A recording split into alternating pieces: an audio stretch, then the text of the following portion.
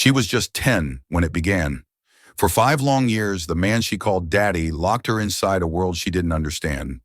A place where innocence was used as currency and silence was demanded in return. And when the truth surfaced, it came with a baby. What happens when the devil doesn't knock on your door? Because he already has the keys? What happens when the evil you fear most doesn't creep in from the shadows? Because it's been sitting at your dinner table all along. This is a story about betrayal disguised as love, about how one girl's childhood was stolen behind closed doors, how a mother's faith in her family was tested in the most unimaginable way, and how justice, when it finally arrived, was far too late to stop the damage already done. On the surface, theirs was a family you wouldn't think twice about. A modest home sat tucked between two oak trees on a quiet street in a small town that prided itself on safety, God, and good neighbors. Every lawn was neatly trimmed, every mailbox painted, the kind of place where people left their doors unlocked, where children played in the yards until dusk, and everyone knew each other's name, if not their secrets. Inside one of those homes lived a family of three. The father, John, was a man many admired. He fixed cars in his spare time, helped elderly neighbors with their gutters, and rarely missed a Sunday at church. His voice was calm, his smile warm. He was the type of man who held the door open for strangers and never raised his voice in public. The mother, Angela, was the quiet, hard-working type. She worked long shifts at the local hospital and sometimes picked up extra hours on weekends. She was tired but proud, always trying to give her daughter a better life than she had. Then there was the daughter, Emily, 15 now. But this story begins when she was just 10. Back then, she was the kind of child adults adored, gentle, artistic, soft-spoken. She liked to paint. She rarely got into trouble. Her teachers called her thoughtful, bright, and wise beyond her years. She spent most of her time drawing in her notebook or reading in her room. To anyone looking in, they were a picture of stability, a quiet, respectable, middle-class family, nothing out of the ordinary. But behind the curtains of that house, the ordinary ended where the doors closed, and what grew in that silence, unchecked, unnoticed, would eventually tear their world apart. The neighbors didn't know. The teachers didn't know. Even the mother for years would tell herself it was all in her head, because nothing about that home gave anything away. No shouting, no police calls, no broken windows. Just a gentle father, a tired mother, and a daughter who smiled less and less as time went on. By the time anyone realized something was wrong, the damage had already been done. Emily turned 10 in the early spring. There was no party that year, just a quiet dinner at home, a slice of store-bought cake, and a new sketch pad wrapped in tissue paper. She smiled when she opened it, said thank you, then retreated to her room like she always did. That night, her father came in to say goodnight. He stayed longer than usual. He sat on the edge of her bed, asked her questions he never used to. What kinds of boys do you like? Do you ever feel unsafe at school? Has anyone ever touched you the wrong way? At the time, it didn't feel wrong. It just felt different. After that, things started to shift. Subtly, but unmistakably. Her father's hugs lingered. He held her hand longer when they walked through the store. His eyes stayed on her when she moved around the house. He called her his little angel, but said it with a tone she didn't recognize. Then came the rules. No more sleepovers. No visits to friends' houses. No school field trips without him present. He told her the world had changed, that people were dangerous, that she couldn't trust strangers, or even friends. He installed an app on her phone that tracked her location, checked her messages at night. Once, when she didn't answer a text quickly enough, he showed up at school early and pulled her out of class, saying she had a family emergency. Her mother didn't question it. She was too tired, too distracted. She assumed it was just a father being protective. But Emily felt the change. She felt her world shrinking. Each week, the walls drew closer. When she asked to go to a birthday party, he said no. When she asked why, he said, "Because you're mine, and I don't trust anyone with what's mine." At first, she thought it was love. It sounded like love. It sounded like protection. But real love doesn't make you feel afraid. And what Emily began to feel was fear. She stopped asking to go out, stopped calling her friends. She even stopped painting because he'd once told her, "You could draw something you're not supposed to and people might start asking questions." So she didn't draw anymore. In public, John still looked like every other father. He joked with the cashier. He fixed a neighbor's leaky sink. He carried a Bible in the back seat of his car. But behind the scenes, he had rewritten the rules of his daughter's life. Piece by piece, he had dismantled her freedom while smiling the entire time. To everyone else, he was just a protective parent, caring, involved, maybe a little strict. But to Emily, he had become the warden of a prison she didn't know she'd been placed in. And that was only the beginning. It began with what looked like affection. On the surface, nothing seemed out of place. A father giving his daughter a hug, a kiss on the forehead, holding her close during movie nights. But the difference wasn't in what he did. It was in how long he lingered. He called them cuddle sessions. He said it helped him relax after work, that she was his comfort, his little girl who always made the world feel right again. At 10 years old, Emily didn't question it.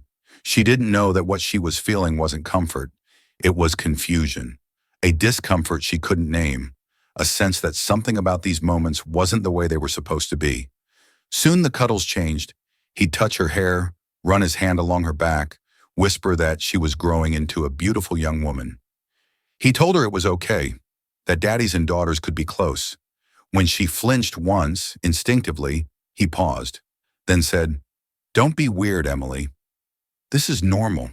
You're making it weird." That's when it began, the unraveling of her own understanding of right and wrong. He didn't shout. He didn't use force. He used doubt. He made her question herself. Every instinct, every discomfort. He smothered her in soft-spoken guilt until she started to believe that the feelings of wrongness were her fault. And slowly, her silence became obedience. He warned her with carefully chosen words. "You know your mom has a hard time, right? She's already stressed enough. If you say anything, you'll destroy this family. You don't want to hurt her, do you?" Emily would nod, silently, afraid, confused, ashamed. At school, her light dimmed. The girl who once filled sketchbooks now stared blankly out the window. Her grades slipped. She stopped speaking in class. Teachers noted the change. Some even called home. But John always answered the phone first, and he always had a reason. "She's going through a phase. She's sensitive. She's just shy." And Angela, her mother, believed it. She worked back-to-back shifts at the hospital, came home exhausted, barely able to keep her eyes open. She chalked it all up to adolescence. She didn't see the trembling hands, didn't notice the locked bedroom door, didn't hear her daughter crying in the middle of the night. Emily's world grew smaller with every passing month. Her best friend stopped inviting her over, said she always said no.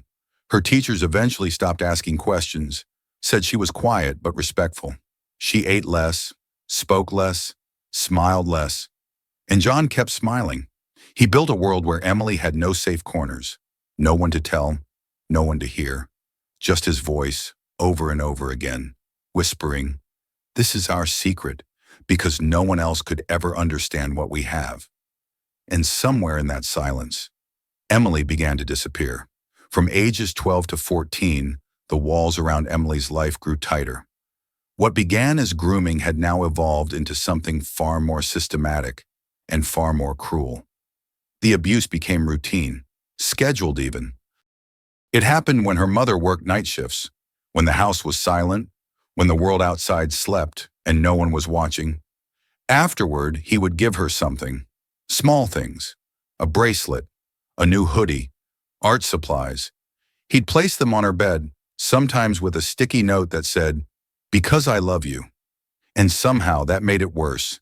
It blurred the lines between what she was suffering and what he wanted her to believe it meant. He told her, "If it was really wrong, you'd tell someone, but you don't. That's how I know you care." She was only 12.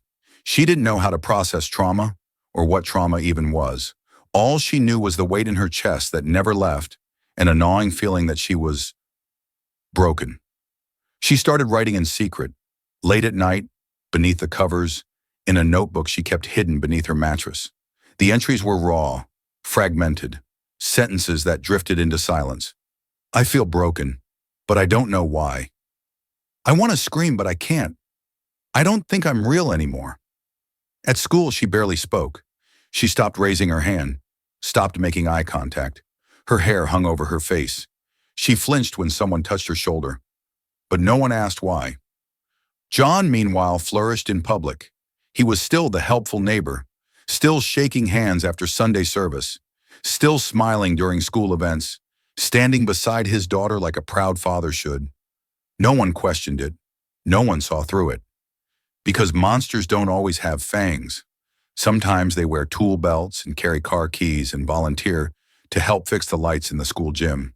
And Emily, she didn't know who she was anymore. Only that the life everyone thought she had wasn't hers.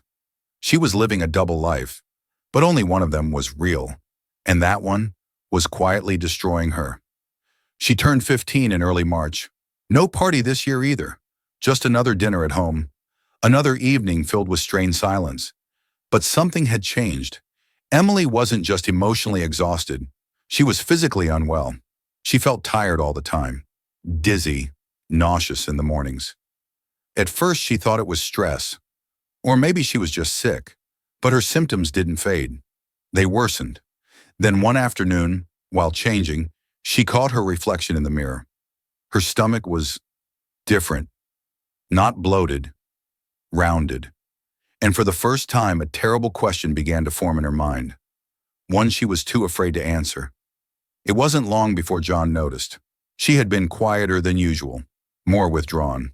He cornered her in the hallway and asked if she'd told anyone. When she said no, he nodded. Then he said something she would never forget. If anyone asks, say it was a boy from school. Got it? A one-time mistake. Nothing more. Emily froze. She wanted to ask him what was happening, wanted to scream at him that it wasn't her fault. But instead, she nodded.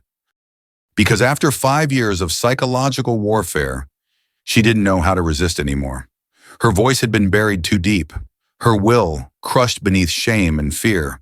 But the truth doesn't stay hidden forever. Within a few weeks, her body began to show. Her school uniform no longer fit properly. She kept her backpack strapped tightly across her midsection, even in class. But whispers started, eyes lingered. One teacher pulled her aside, asked gently if she was okay. She said she was just bloated, that it was nothing. But it wasn't nothing. It was 5 years of pain growing beneath her skin, and the longer she tried to hide it, the faster the truth closed in. Angela had always blamed exhaustion. Long hours, double shifts, the bills that never stopped piling up. It was easy to dismiss her daughter's silence as typical teenage angst. Easy to believe her husband when he said, "She's just going through a phase. You know how girls get." But lately something felt different. Emily was quieter than usual. Her clothes had changed, baggy, layered, even in the heat. She barely ate, and there was something else, a look in her eyes. Not sadness, something heavier, like she was carrying a secret too large for her body to hold. One night, Angela stood at the doorway of Emily's room. She watched her daughter curled into herself beneath the blankets, still awake, though pretending to sleep. She stepped inside. "Emily," she said softly, "are you okay?" No answer. "Honey, has someone hurt you?" Still silence. Angela sat on the edge of the bed, placed a hand on her daughter's shoulder. "Please, you can tell me anything." That's when Emily broke. Not in words, at first, just trembling, shaking hands, eyes wide with terror. She sobbed until her body gave out, collapsed into her mother's arms. And then, with a voice so quiet it barely reached the air, she whispered, "It's Daddy's." Angela froze. The room spun. Her chest tightened. The walls around her mind collapsed under the weight of those two words. "It's Daddy's." At first, she thought she'd misheard. She wanted to mishear. But Emily repeated it. Angela's world shattered. She couldn't breathe. She couldn't think. She collapsed onto the floor, gripping the edge of the bed like the ground had opened beneath her. The house fell into chaos. Angela stormed down the hallway, screaming, crying, shaking. She found John sitting on the couch, watching television like nothing had changed. "What did you do to her?" she shouted. John stood slowly, eyebrows raised, calm as ever. "What are you talking about?" Angela repeated the words, told him what Emily had said, and for the first time, she saw something in his face she hadn't seen in years. Fear. He denied it. Of course, he did. He said Emily was lying, that she was confused, that maybe a boy from school had done something, and now she was blaming him out of shame. "You know how girls are at that age," he added. But Angela wasn't listening anymore. She saw past the lies. She saw the patterns. And suddenly, every odd moment, every strange excuse, every missing piece from the last 5 years came rushing together like a violent tide. There was no more doubt. This man wasn't her husband. He was a stranger, and he had been hiding in her home for years. The call to the police was frantic. Angela's voice cracked with rage and disbelief. She told them everything. She begged them to come quickly. When the officers arrived, John tried to stay calm. He greeted them at the door like he always greeted strangers, smiling, polite, composed. There must be some mistake. But Emily, she stood behind her mother, her face pale, her hands trembling, and her belly undeniable now. She didn't have to say much. The officers had seen enough. They placed John in handcuffs on the front lawn, under the porch light he had installed himself. The same porch where he used to wave to neighbors, water the plants, pretend to be everything he wasn't. As the flashing lights lit up the street, neighbors emerged from their homes. Some gasped, others stared in silence. "But he was always so nice. He helped fix our fence. He coached Little League, didn't he?" The quiet horror of realization rippled through the block. Forensics swept through the house. Emily's room was photographed, her journal taken into evidence. DNA samples were collected, medical exams conducted, and soon, the undeniable truth surfaced. John was the father of the child Emily was carrying. Psychological evaluations began. The daughter, now victim, now survivor, was taken to counseling. She was placed into protective custody, under supervision, where she could finally sleep without fear of hearing footsteps outside her door. Angela remained behind, her heart fractured, her life in ruins. She had loved a man who had destroyed her child, and now she had to face the world as the mother who didn't see. But she had done the one thing that mattered most. She had believed her daughter, and she had acted. Even if it was too late to stop the pain, it wasn't too late for the truth. And now, the truth was no longer a secret. The trial began 6 months after the arrest. The courtroom was full. Reporters, neighbors, silent observers who once waved at John from across the street. But now they stared at him like they didn't recognize the man in the defendant's chair. John pled not guilty. He claimed the accusations were fabricated, that his daughter had been manipulated, that the pregnancy was someone else's doing. But the evidence told another story. Emily's journal was introduced, page after page of pain, a timeline of emotional scars, entries filled with confusion, shame, and fear. The court heard her words out loud. "I feel like a ghost in my own house.